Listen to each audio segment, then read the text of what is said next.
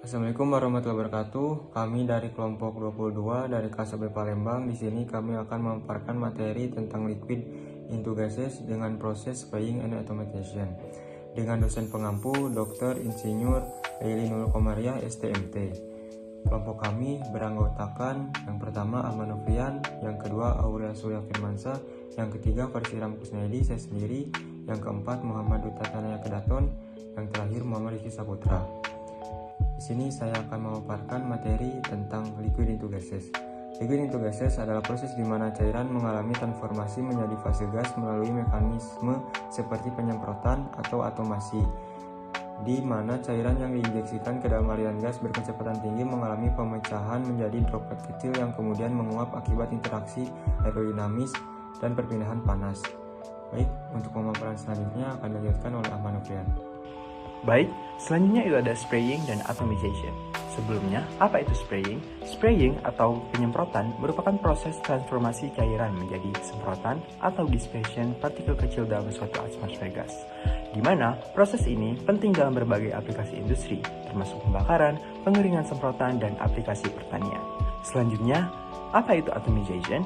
Atomization atau atomisasi merupakan proses pemecahan cairan menjadi tetesan kecil menggunakan tekanan, aliran udara berkecepatan tinggi, atau energi mekanis. Tujuannya meningkatkan luas permukaan cairan untuk mempercepat penguapan atau reaksi dalam berbagai aplikasi industri seperti pembakaran bahan bakar dan penyemprotan cat. Selanjutnya, rekan saya akan menjelaskan proses dari spraying dan atomization.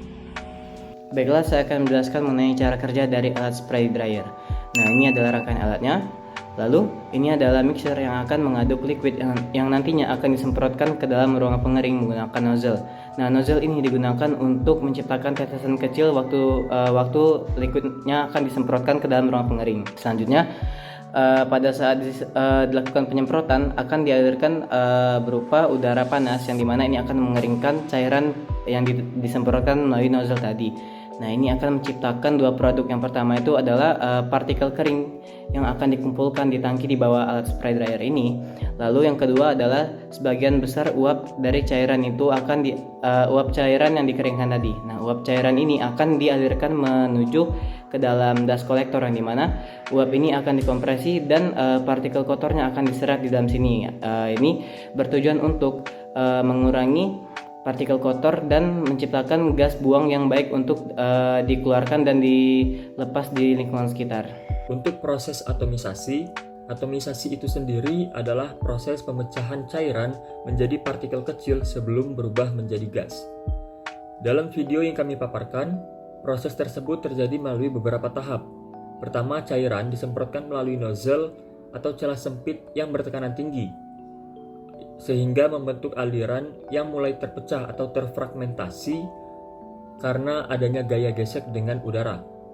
Selanjutnya, aliran dari cairan itu akan berubah menjadi tetesan kecil atau yang dinamakan dengan droplet, yang kemudian semakin mengecil karena fragmentasi lebih lanjut. Setelah terbentuk kabut halus atau partikel kecil tadi, luas permukaan cairan akan meningkat secara signifikan dan mempercepat proses penguapan.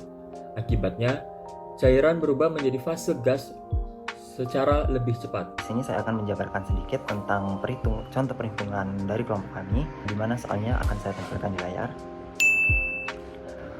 Nah, yang pertama-tama untuk diketahuinya sendiri ada diameter dari soal itu sendiri. Yang pertama ada diameternya itu yaitu 0,007 meter. Kemudian ada luas penampangnya. Di sini didapat luas penampangnya sebesar 0,00385 meter kuadrat. Kemudian ada densitasnya.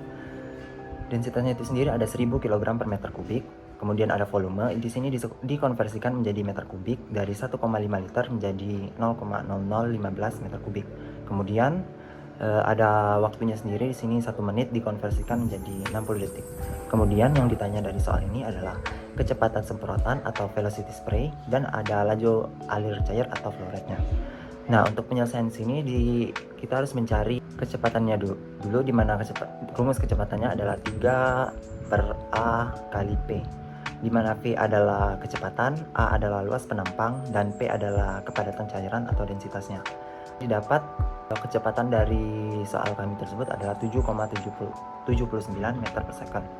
Nah, kemudian untuk mencari laju alir, kita di sini mencari rumus Q sama dengan V per T, di mana Q adalah laju alir cairan dalam satuan meter kubik per second, kemudian V adalah volume cairan yang akan disemprotkan dalam satuan meter kubik, kemudian T adalah waktu yang diperlukan dalam waktu second. Nah, dimasukkan dari rumus tadi, maka akan didapatkan 25 kali 10 pangkat 6 meter kubik per second. Nah, jadi kecepatan semprotan atau velocity spray yang diperlukan adalah 7,79 meter per second, dan laju alir cairan atau flow rate yang diperlukan adalah 25 kali 10 pangkat 6 meter kubik per second. Demikianlah penjabaran perhitungan kelompok kami. Saya akhiri. Assalamualaikum warahmatullahi wabarakatuh.